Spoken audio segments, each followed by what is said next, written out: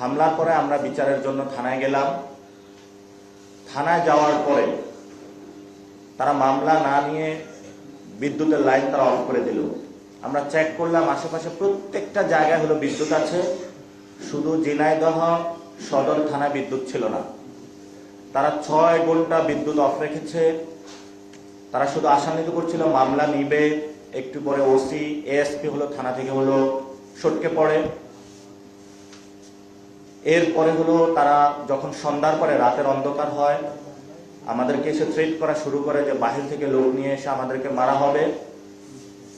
বিভিন্ন এমপি মন্ত্রী দিয়ে আমাদেরকে ফোন দেওয়ানো শুরু করে। আমরা বলেছি আমরা বিচারের জন্য এসেছি, মামলা না করে আমরা যাব না। একটা পর্যায়ে তারা বাধ্য হয়। আমরা ইজাহারপত্র সেটা তারা অভিযোগপত্র নেয়। আমাদের উপর যারা হামলা করেছে সুনির্দিষ্টভাবে ভিডিও ফুটেজ দেখে তাদেরকে আমরা সেখানে হলো তাদেরকে মামলা দিয়েছি এবং সেখানে আমরা ঝিনাইদহ যিনি জেলা প্রশাসক রয়েছেন আব্দুল মজিদের নামটাও ছিল। পুলিশ যখন বলেছে যে তার নাম বাদ দিতে হবে, যেহেতু উনি প্রত্যক্ষ ছিলেন না পরোক্ষভাবে ছিলেন, আমরা নাম বাদ দেই। তারপরে তারা মামলা নেয়।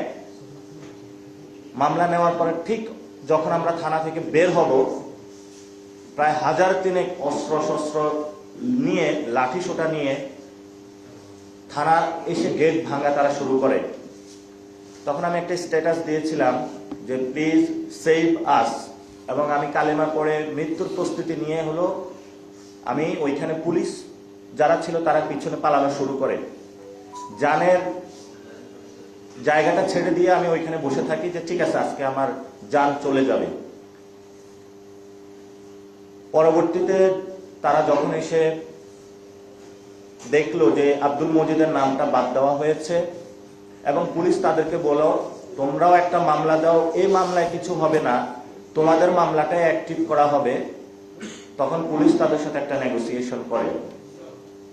আমাদের যেটা দেখে মনে হয়েছে একসাথে পুলিশ আমাদের উপরে হামলা করেছে,